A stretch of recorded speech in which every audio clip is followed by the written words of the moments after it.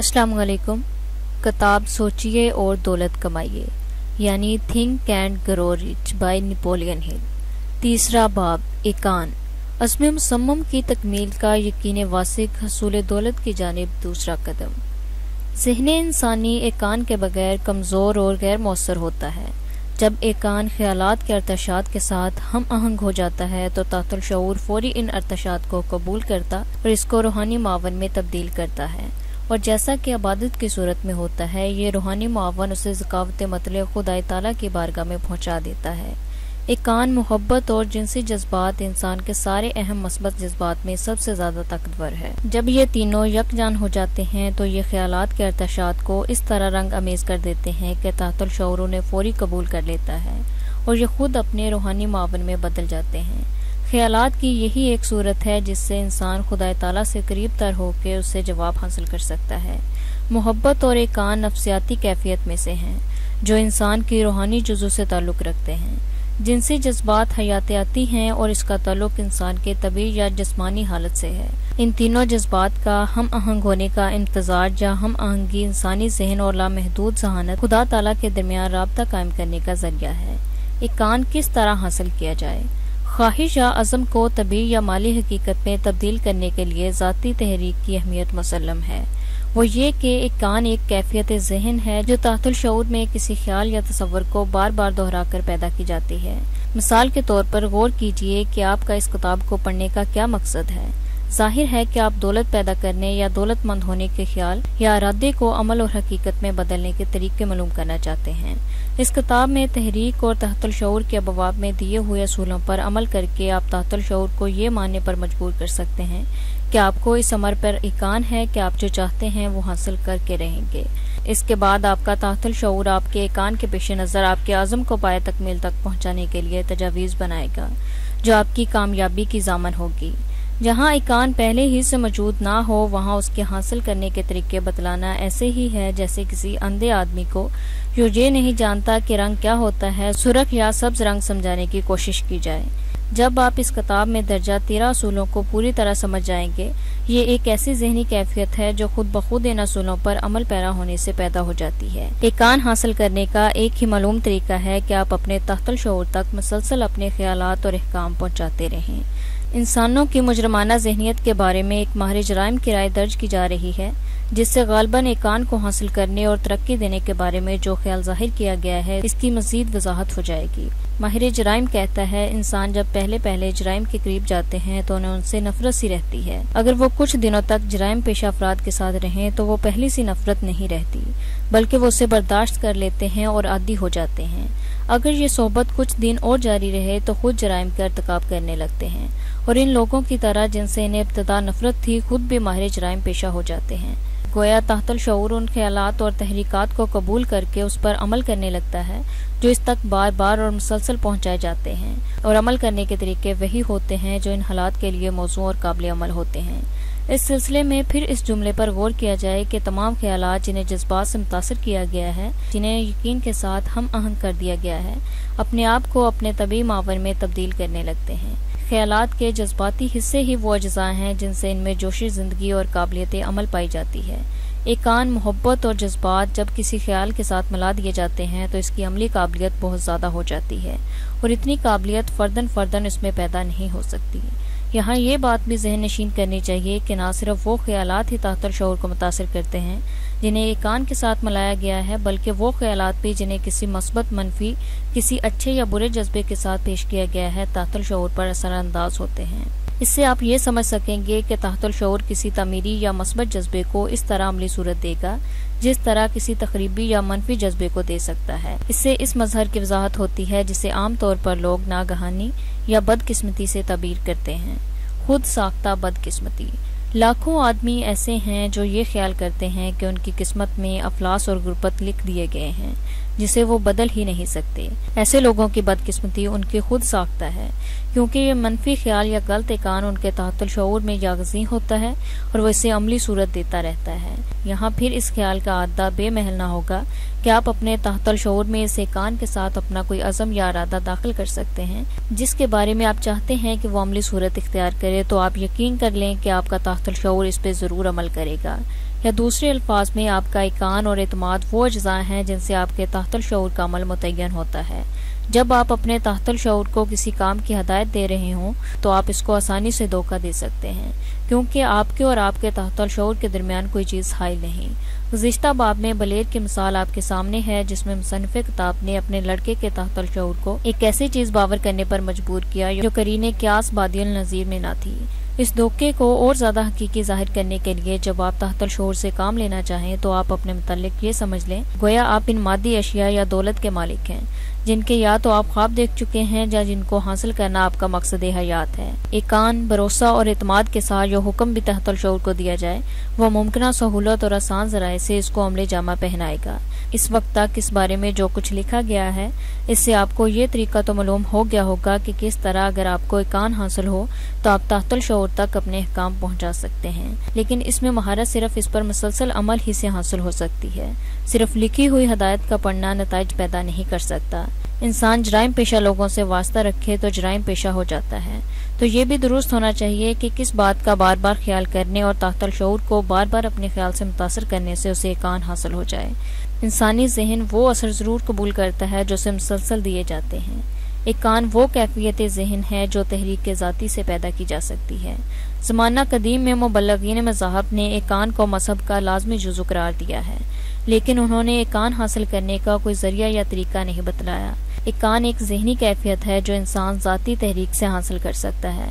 اس کتاب میں عام فہم زبان کے ذریعے اس اصول کو سمجھانے کی کوشش کی گئی ہے جس پر عمل کر کے اشخاص ایقان کی نعمت حاصل کر سکتے ہیں۔ اپنی ذات اور خدا پر بھروسہ رکھیے۔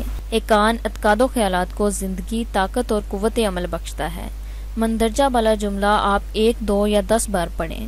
اسے آپ بآواز بلند پڑھیں تاکہ آپ کے ذہن میں جاگزیں ہو جائے۔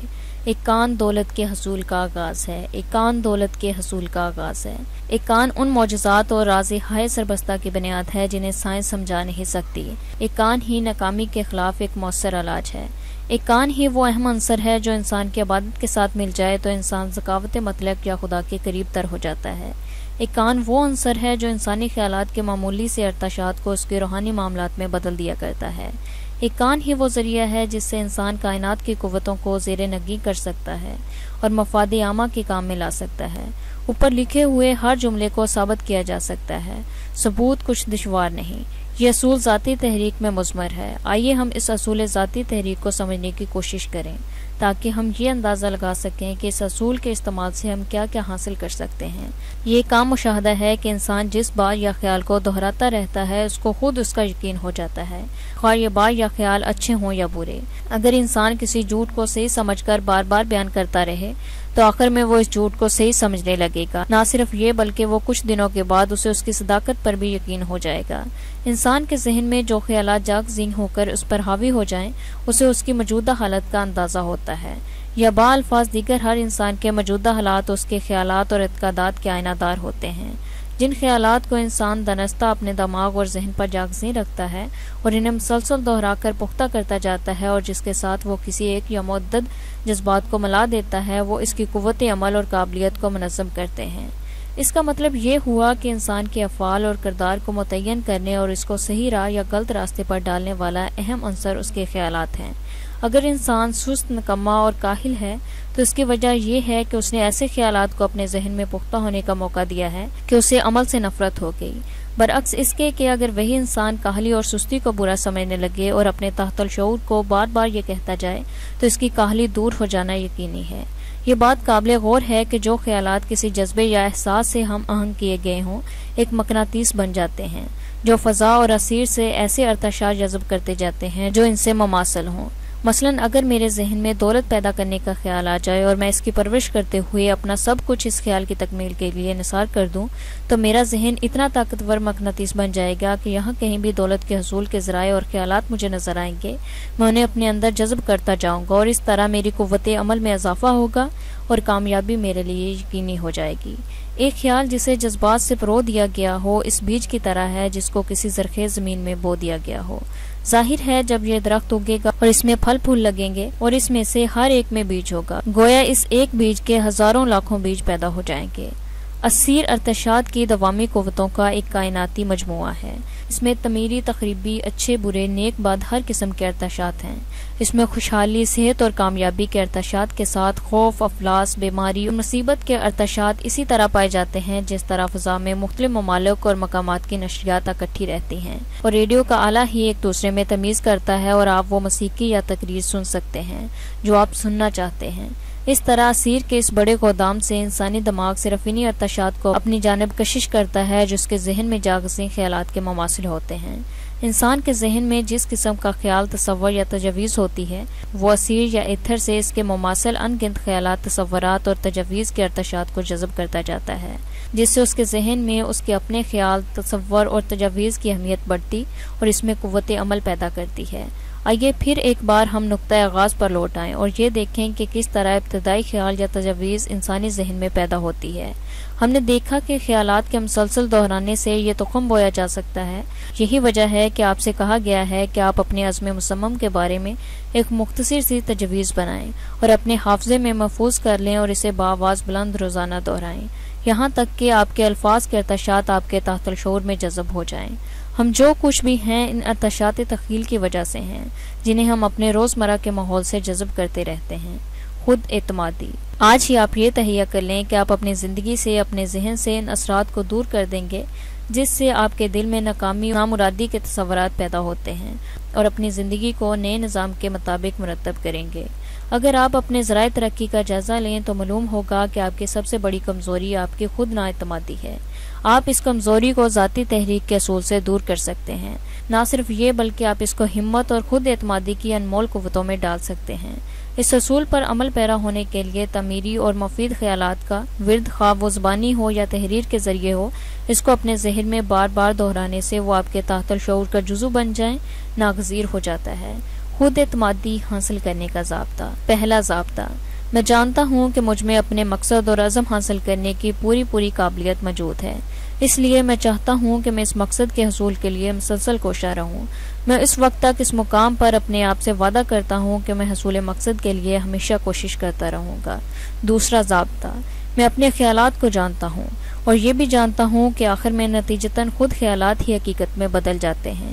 اس لیے میں آج سے روزانہ 30 منٹ تک اپنے ذہن میں اس شخص کا تصور کروں گا جو میں بننا چاہتا ہوں، تاکہ میرا ذہن میرے مستقبل کی تصویر سے واقف ہو جائے۔ تیسرا ضابطہ: میں جانتا ہوں کہ ذاتی تحریک کے اصولوں پر عمل کرنے سے میری ہر خواہش یا مقصد پورا ہو سکتا ہے، اس لیے آج سے میں روزانہ 10 منٹ خود اعتمادی حاصل کرنے کے خیال پر اپنے سارے خیالات کو مرتکز کیا کروں گا۔ چوتھا ضابطہ: میں نے اپنا مقصد حیات تحریر کر دیا ہے اور اب میں اس وقت تک چین سے نہ بیٹھوں گا جب تک میں اس کے حصول کے لیے جس قدر خود اعتمادی کی ضرورت ہے حاصل نہ کر لوں۔ پانچواں ضابطہ: میں یہ جانتا ہوں کہ وہ دولت یا اقتدار جو صداقت اور ایمانداری سے حاصل نہیں ہوتے زیادہ دنوں تک قائم نہیں رہتے، اس لیے میں ایسے کسی معاملے میں ہاتھ نہ ڈالوں گا جس سے اس کے سارے حصہ لینے والوں کو فائدہ نہ ہوتا ہو۔ میں ان قوتوں کو اپنی مدد کے لیے آمادہ کروں گا جن کے استعمال سے میں کامیاب ہونا چاہتا ہوں۔ اس سلسلے میں دوسروں کا تعاون حاصل کرنے کی بھی کوشش کروں گا۔ میں دوسروں کی خدمت کرنے کے لیے چونکہ تیار رہوں گا، اس لیے دوسروں کو ترغیب دوں گا کہ وہ میری خدمت کریں۔ میں نفرت، حسد، تعصب، خود غرضی، طنز کی بجائے محبت اور خلوص کی پرورش کروں گا، کیونکہ میں جانتا ہوں کہ دوسروں کے خلاف منفی ارادے یا نقصان رساں خیالات مجھے کامیاب نہیں کر سکتے۔ میں کوشش کروں گا کہ دوسرے مجھ پر اعتبار کریں، کیونکہ میں خود پر اور دوسروں پر بھروسہ رکھوں گا۔ میں ضابطے کو روزانہ بآواز بلند دہراتا رہوں گا تاکہ مجھ میں خود اعتمادی پیدا ہو جائے اور مجھ میں حصول مقصد اور عزم مصمم کا ایقان جاگ اٹھے۔ اس ضابطہ کی تائید جن قوانین قدرت سے ہوتی ہے، اس کی توضیح اب تک انسانی دماغ نہیں کر سکا۔ زمانہ قدیم سے سائنسدان اس کی وضاحت کے کوشاں ہیں۔ ماہرین نفسیات نے اس ایقان کو ذاتی تحریک کہا ہے۔ اس قانون کو آپ خواہ کچھ بھی نام دیں، لیکن یہ حقیقت ہے کہ انسان کی کامیابی میں اس کا مسلسل استعمال 1000 گنا مددگار ثابت ہوتا ہے، برعکس اس کے کہ اگر اسی قانون کو تخریبی افعال کے لیے استعمال کیا جائے تو اس کے تباہ کن اثرات بھی اتنے ہی سرد سے رونما ہو سکتے ہیں۔ اس سے ہم اس نتیجے پر پہنچتے ہیں کہ وہ لوگ جو اپنی زندگی افلاس، غربت، تنگ دستی اور مصیبتوں میں گزارتے ہیں، اس کی بڑی وجہ یہ ہے کہ نادانستہ ایسے لوگ ذاتی تحریک کے اصول کا غلط استعمال کرتے ہیں۔ وہ ہر وقت ایسی باتیں سوچتے یا محسوس کرتے رہتے ہیں یا ان کا ذکر کرتے رہتے ہیں جو ان کی غربت اور افلاس کے مختلف پہلوؤں کو واضح کرتی ہے۔ ہر خیال اپنے طبیعی حالت میں ضرور بدلتا ہے۔ افلاس زدہ اشخاص اس لیے افلاس اور غربت کا شکار ہوتے ہیں کہ ان کا ذہن نا امیدی، مایوسی اور حسرت کے خیالات سے بھرا رہتا ہے۔ تحت الشعور کا صحیح استعمال۔ تحت الشعور یہاں سارے خیالات عملی صورت اختیار کرنے سے پہلے یکجا ہو جاتے ہیں۔ اچھے اور برے تعمیری یا تخریبی خیالات میں کوئی فرق نہیں کرتا، اور انہی تصورات پر اور اسی مواد پر عمل کرتا ہے جو ہمارے خیالات کے ذریعے اس تک پہنچتے ہیں۔ تحت الشعور خوف کے خیال کو اسی طرح اور اسی تیزی سے روبہ عمل لائے گا جس تیزی سے وہ تکن یا ہمت کے خیالات کو روبہ عمل لاتا ہے۔ وہ لوگ جو یہ کہتے ہیں کہ وہ دنیا کی مصیبتوں کا مقابلہ نہیں کر سکتے، وہ یہ دعا کرتے ہیں کہ خدا انہیں اس دن کے لیے زندہ نہ رکھے جب انہیں کسی کے سامنے دستے سوال دراز کرنا پڑے۔ وہ لوگ یا تو خودکشی کر لیتے ہیں، جو ان کی ذہنی کیفیت اتنی خراب ہو جاتی ہے کہ وہ اپنا ذہنی توازن کھو دیتے ہیں اور اس طرح خود اپنی ہلاکت کا سبب بن جاتے ہیں۔ ایک بینک کے کلرک کا قصہ مشہور ہے کہ اس نے اپنے ڈائریکٹروں کی اجازت کے بغیر بینک سے ایک کثیر رقم حاصل کی، اور یہ ساری رقم جوئے میں ہار تھی۔ جب سالانہ حسابات کی جانچ پڑتال شروع ہوئی تو یہ بے حد پریشان ہوا۔ اس نے بینک سے نکل کر ایک ہوٹل کے کمرے میں اپنے آپ کو بند کر لیا۔ 3 روز بعد جب یہ کمرہ کھولا گیا تو وہ اپنے آپ سے یہ کہہ رہا تھا، میرے خدا یہ بوجھ مجھے مار ڈالے گا، میں یہ ذلت برداشت نہیں کر سکتا۔ تھوڑی دیر بعد وہ یہی جملہ دہراتا ہوا مر گیا۔ ڈاکٹروں نے اس کی موت کو ذہنی خودکشی کا نام دیا۔ جس طرح برقی قوت صنعتی کارخانوں کو چلا کر کسی صنعت کو ترقی دے سکتی اور کسی تعمیری پروگرام کو کامیاب بنا سکتی ہے، اسی برقی قوت کا غلط استعمال اس کارخانے کو جلا کر خاکستر کر سکتا ہے۔ اسی طرح ذاتی تحریک کے اصولوں کا صحیح استعمال آپ کو امن، چین و سکون، خوشحالی، اطمینان قلب اور دولت سے مالا مال کر سکتا ہے، برعکس اس کے کہ اس کا غلط استعمال آپ کو مصیبتوں، آفتوں، عسرت اور تباہی سے دوچار کر سکتا ہے۔ اگر آپ نے اپنے ذہن کو خوف، شک و شبہ اور غیر یقینی سے بھر لیا اور اس کو بار بار ذہن میں دہراتے رہے تو اصول ذاتی تحریک کی روح سے آپ کے یہ تشریحات ذہنی تحت الشعور کے لیے ایسا سامان فراہم کریں گے کہ وہ آپ کی تباہی اور بربادی یقینی ہو جائے گی۔ یہ بیان اتنا درست ہے جتنا 2 اور 2 کا مل کر 4 ہونا۔ جس طرح ہوائیں جہاز کو کبھی مشرق کی طرف لے جاتی ہیں، کبھی مغرب کی طرف، اسی طرح ذاتی تحریک کا قانون آپ کو اپنے خیالات کے مطابق یا تو اعلیٰ مدارج ترقی پر لے جا سکتا ہے یا تباہی کے غار میں دھکیل سکتا ہے۔ ذاتی تحریک کا صحیح استعمال کس طرح آپ کو بلندی پر لے جا سکتا ہے، ان اصولوں کو ایک نظم کے ذریعے سمجھانے کی کوشش کی گئی ہے جس کا اردو ترجمہ درجہ ذیل ہے۔ اگر آپ سمجھتے ہیں کہ آپ کو شکست ہوئی تو یقیناً آپ ہار گئے، اور آپ نے سوچا کہ آپ ہار نہیں سکتے تو آپ کو کوئی ہرا نہیں سکتا۔ اگر آپ چاہتے ہیں کہ آپ کامیاب اور ظفر مند ہوں لیکن آپ کو اپنی کامیابی پر شبہ ہے تو یقین مانیے کہ آپ ناکام رہیں گے۔ اگر آپ نے یہ سوچا کہ آپ ناکام ہو چکے ہیں تو یقیناً آپ ناکام ہوں گے، کیونکہ دنیا میں ہم دیکھتے ہیں کہ کامیابی انسان کے ارادے سے شروع ہوتی ہے اور یہ ایک ذہنی کیفیت ہے۔ اگر آپ نے یہ خیال کیا کہ کوئی دوسرا آپ پر سبقت لے گیا تو یقیناً ہر شخص آپ سے بڑھ جائے گا۔ آپ کو چاہیے کہ اپنے خیالات بلند رکھیے، آپ کو اپنے آپ پر اعتماد اور بھروسہ ہونا چاہیے، اسی صورت میں آپ انعام کے مستحق ہو سکتے ہیں۔ زندگی کی جنگ ہمیشہ اس کے حق میں ختم نہیں ہوتی جو طاقتور اور تیز رفتار ہو، بلکہ جلد یا بدیر وہی شخص کامیاب اور ظفر مند ہوتا ہے جس کو اپنی کامیابی کا یقین ہو۔ اٹھیے، جاگیے۔ آپ کے ذہن و دماغ، تخیل اور سوچ میں کہیں نہ کہیں ترقی اور کامیابی کا ایک خفیہ تخم ضرور موجود ہوگا، جس کی اگر آپ آبیاری کریں تو آپ دیکھیں گے کہ آپ ترقی کی ایسی منزلوں پر پہنچ جائیں گے یہاں پہنچنے کی آپ کو امید نہ تھی۔ جس طرح ایک ماہر سے زندہ ساد کے تاروں سے ان گنت نغمات بیدار کرتا ہے، اسی طرح آپ اپنے قوی ذہن میں زندگی کی روح پھونک کر اپنے مقصد کے معراج کمال تک پہنچ سکتے ہیں۔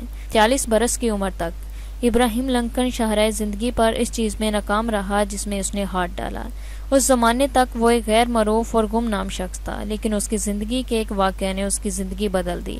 یہ واقعہ کچھ زیادہ خوش آئندہ نہ تھا، بلکہ یہ اس کے برعکس اس کی محبت کی ناکامی کا واقعہ تھا۔ یہ مسلمہ حقیقت ہے کہ محبت ایک کان سے بہت قریب ہوتی ہے، کیونکہ محبت انسان کے دل و دماغ پر حاوی ہو کر اس کی روحانی برتری کو اجاگر کرتی ہے۔ تحقیقات سے پتہ چلتا ہے کہ ہر کامیاب انسان کی زندگی کو کامیاب بنانے میں کسی نہ کسی عورت کی محبت کا دخل ضرور تھا۔ انسان کے دل و دماغ میں جذبہ محبت ایسے مقناطیس پیدا کرتا ہے جو ایتھر یا اسیر سے اعلیٰ اور پاکیزہ ارتعاشات کو اپنی جانب کھینچا کرتے ہیں۔ انسانی زندگی کو کامیاب بنانے میں ایک کان کو قوت، اعتماد اور بھروسہ کی اہمیت کا اندازہ کرنے کے لیے آپ کو مذہبی تعلیمات پر غور کرنا چاہیے۔ دنیا کے کسی مذہب کو لیجیے، ہر مذہب کا پہلا اصول اعتقاد اور بھروسہ ہے۔ ایمان بالغیب کے بغیر اسلام کے پیرو مومن نہیں کہلائے جا سکتے۔ یہی ایقان اور ایمان ہے جس کی بدولت آج 1300 سال بعد اسلامی تبلیغ آج بھی زندہ ہے۔ کوئی سنتی نظام جس کی بنیاد انسانی مسرت کے ابتدائی اصولوں پر نہ رکھی گئی ہو کامیاب نہیں ہو سکتا۔ انسان کو کچھ حاصل کرنے کے لیے پہلے کچھ دینا پڑتا ہے۔ پہلے دینے کے لیے بھروسہ ہونا چاہیے کہ لینے والا اس کا معاوضہ دے گا۔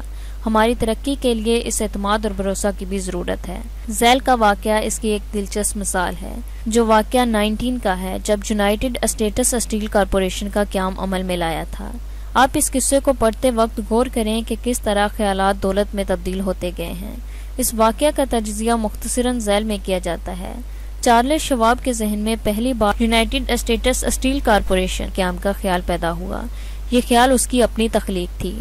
دوسرا، اس نے اس خیال کے ساتھ ایک کان ملا دیا، یعنی یہ کہ اس کو یقین ہو گیا تھا کہ ایک ایسی کارپوریشن بن سکتی ہے۔ تیسرا یہ کہ اس نے اس خیال کو بھی عملی جامہ پہنا کر ایک ایسے منفقت بخش ادارہ بنانے کا لائحہ عمل تیار کیا۔ چوتھا، اس نے یونیورسٹی میں کلب کی تقریر کے ذریعے اس لائحہ عمل کو روبہ عمل لانے کے لیے پہلا قدم اٹھایا۔ پانچواں یہ کہ اس نے اپنے خیال یا تجویز پر استقلال اور ثابت قدمی سے اس وقت تک عمل کیا جب تک وہ پورا نہ ہو گیا۔ چھٹا، اس نے کامیابی کی راہ عزم مصمم کی شمع سے روشن کر رکھی تھی۔ ایک اور مثال، اگر آپ کو گزشتہ باتوں پر حیرت ہوتی ہے کہ اس طرح لا انتہا دولت جمع ہوتی ہے تو ذیل کی مثال غور سے پڑھیں۔ اگر آپ کو شبہ ہے کہ انسان سوچنے سے دولت مند نہیں ہو سکتا تو آپ اس مثال کو ایک بار پھر پڑھیں، جس میں اس کتاب میں موجود 13 اصولوں میں سے اکثر پر عمل کیا گیا ہے۔ جس وقت آپ یہ کتاب ایک بار پوری ختم کریں گے تو آپ اس مثال کو پھر ایک بار پڑھیں اور دیکھیں کہ کتاب میں دیے ہوئے اصولوں کو کہاں کہاں اور کس طرح استعمال کیا گیا ہے۔ ایک ڈنر کے بعد کی تقریر جس میں $1 ارب کا معاملہ طے پایا۔ 12 دسمبر 19 کو جب ممالک متحدہ امریکہ کے 80 تاجر یونیورسٹی کلب کے مشہور ہال میں عشائیہ کے لیے جمع ہوئے تو ان میں سے 5 یا 6 سے زیادہ یہ نہ جانتے تھے کہ یہاں امریکہ کی صنعتی تاریخ کا نہایت اہم واقعہ رونما ہونے والا ہے۔ اڈوڈو سائمن اور چارلس اسٹورٹ سمتھ جب پٹس برگ گئے تھے تو وہ چارلس شواب کے مہمان نوازی سے بہت متاثر ہوئے تھے۔ چنانچہ انہوں نے 38 سالہ فولادی انسان کو مشرقی بینکاروں سے واقف کرانے کے لیے یہ عشائیہ ترتیب دیا تھا۔ ان 2 میزبانوں نے شواب کو پہلے ہی بتا دیا تھا کہ امریکہ کا یہ مالدار ترین طبقہ تقریبات سے بہت گھبراتا ہے، اس لیے اپنے عشائیہ کے بعد کی تقریر کو نہایت مختصر کرنا ہوگا۔ 15 منٹ سے زیادہ تقریر کی اس کی رائے نہ تھی۔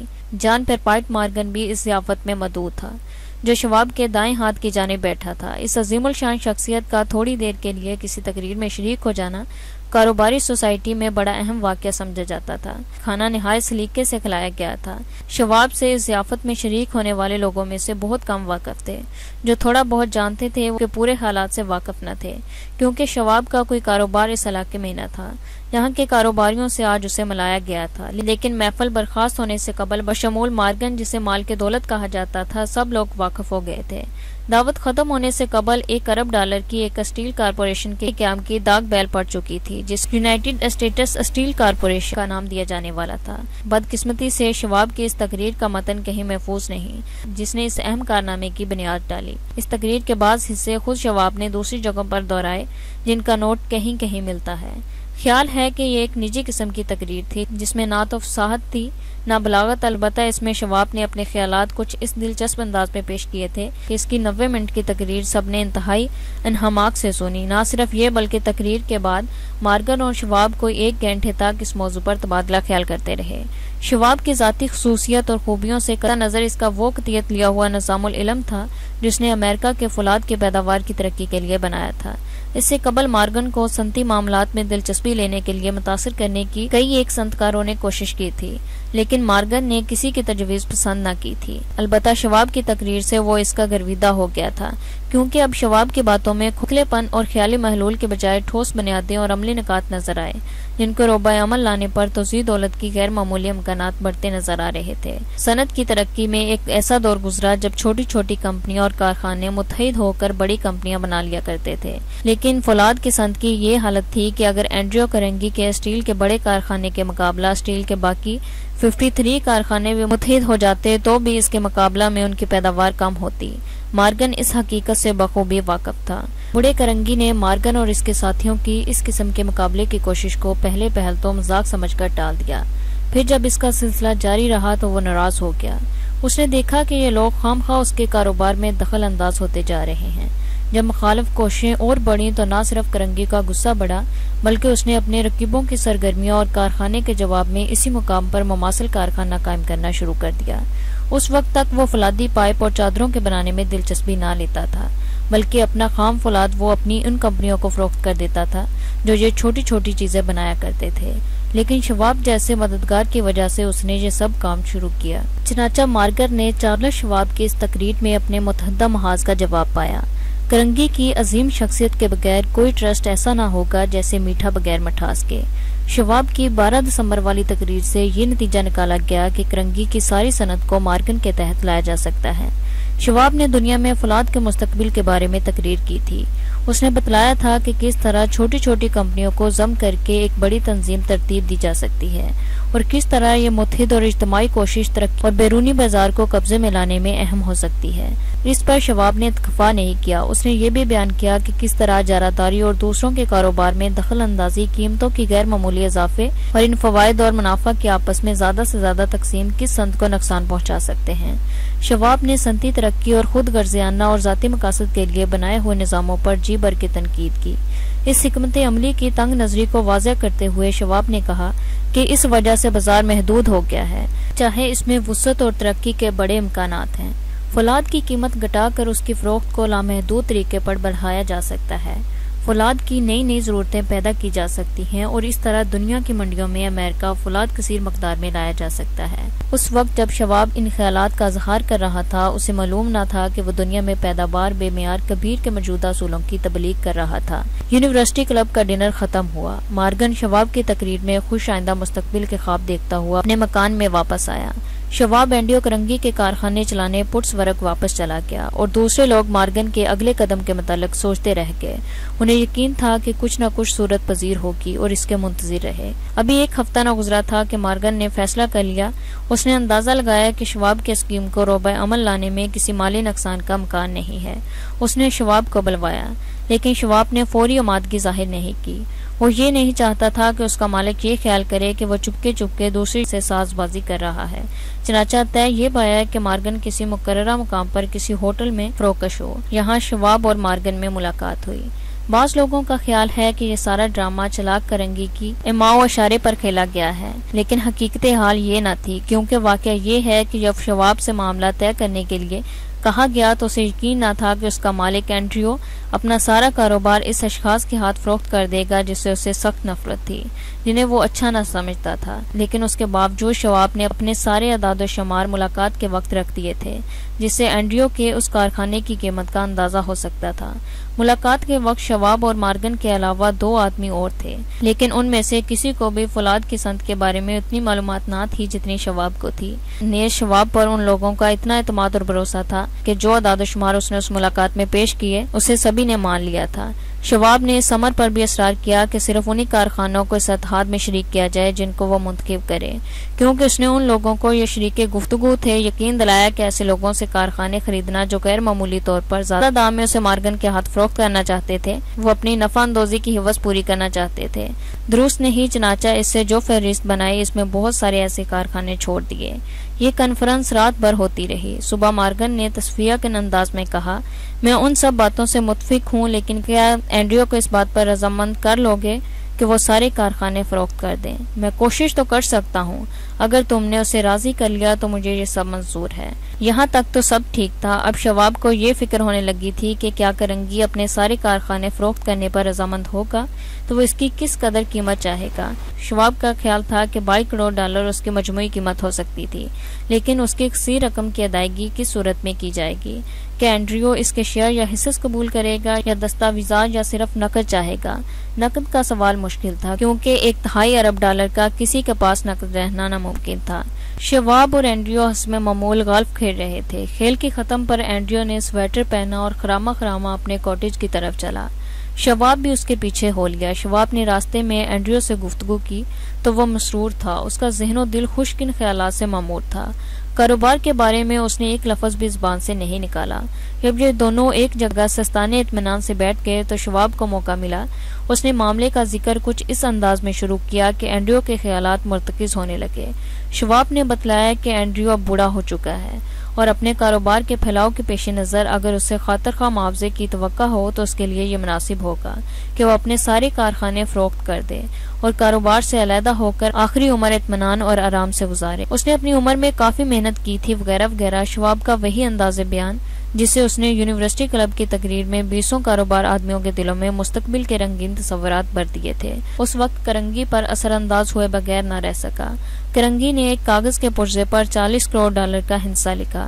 وہ اس رقم کے معاوضے میں اپنا سارا کاروبار فروخت کرنے پر آمادہ تھا۔ شواب کے اندازے کے مطابق $8 کروڑ کا اضافہ کرنگی نے گزشتہ 2 سال میں عام قیمتوں کے اضافے کے پیش نظر کیا تھا۔ جب معاملے کے ختم پر کرنگی اپنے وطن اسکاٹ لینڈ جانے لگا تو اس نے مارگن سے کہا، کاش میں نے اور $10 کروڑ زیادہ کا مطالبہ کیا ہوتا۔ مارگن نے جواب دیا، اگر تم کہتے تو تمہیں مل بھی جاتے۔ اس اتحاد نے دنیا میں فولاد کی پیداوار کے متعلق عجیب خیالات پیدا کر دیے تھے، اور خیال کیا گیا تھا کہ اگر اس قسم کے اتحاد اور ٹرسٹ کو ضابطہ اور قانون کے تحت نہ لایا گیا بہت جلد واشنگٹن میں ایک ایسا شہنشاہ تخت نشین ہو جائے گا۔ لیکن مالیات کے ماہرین نے اپنا کام شروع کیا۔ حصص بکنے شروع ہوئے۔ اس طرح دیکھتے ہی دیکھتے $60 کروڑ کے حصص فروخت ہوئے۔ اس طرح نہ صرف کرنگی کو اپنی ذاتی رقم مل گئی بلکہ مارگن کے سنڈیکیٹ کو اس سارے خرید و فروخت کے مقابلے میں $6 کروڑ زیادہ ملے، اور باقی حصہ داروں نے اپنا حصہ کمایا۔ 38 سالہ شواب کو اپنا نام ملا اور وہ اس نئی کارپوریشن کا صدر بنا اور 1912 تک اس عہدے پر کام کرتا رہا۔ اس مثال سے یہ واضح ہو گیا کہ خواہش اور عزم مصمم مادی یا طبعی فائدے میں بدل سکتا ہے۔ اس کے پڑھنے والے اس بیان سے یہ اعتراض کر سکتے ہیں کہ غیر مادی ارادہ طبعی فائد میں کس طرح بدلا جا سکتا ہے۔ یقیناً بعض لوگ یہ بھی کہیں گے کہ جس کے وجود کا شعبہ بھی نہیں وہ اس کے عالم وجود میں لانا ناممکن ہے۔ اس کا جواب متذکرہ صدر واقعہ ہے۔ یہ بڑی تنظیم ایک آدمی کے ذہن میں پیدا ہوئی، وہ لاحِ عمل جس پر عمل کرنے سے اس تخیل کو حقیقت کی صورت دی جا سکی، اسی انسان کے دماغ نے تیار کیا۔ اس کا اعتماد، اس کا عزم و ارادہ، اس کا تخیل اور اس کی ثابت قدمی یونائیٹڈ اسٹیٹس کارپوریشن کے وجود میں لانے کا باعث ہوئے، اور ایک تخیل کی وجہ سے $60 کروڑ کے وارے نیارے ہو گئے۔ یقیناً یہ دولت ایک خیال کے لیے بہت زیادہ قیمتی معلوم ہوتی ہے، قطع نظر اس کے کہ اس رقم اور اس منافع سے کس کس کو کیا کیا فائدہ حاصل ہوئے۔ اس سے انکار نہیں کیا جا سکتا کہ اگر اس کے اصول کی حقیقی طور پر پوری پابندی کی جائے تو انسان جو چاہتا ہے اسے حاصل ہو سکتا ہے، بشرط یہ کہ وہ تخیل کو عزم کے ساتھ ملا کر ثابت قدمی اور استقلال سے اس پر عمل کرے۔ پہلے انسان یہ طے کرے کہ وہ اپنی زندگی سے کیا چاہتا ہے، پھر اسے حاصل کرنے کے لیے ذرائع دریافت کرے اور لاحِ عمل مرتب کرے اور اس پر استقلال اور ثابت قدمی سے کاربند ہو جائے۔ یہاں عزم ہوگا، تخیل ہوگا، استقلال ہوگا اور قوت عملی ہوگی، وہاں ناکامی کا تصور بھی نہیں کیا جا سکتا۔ شکریہ۔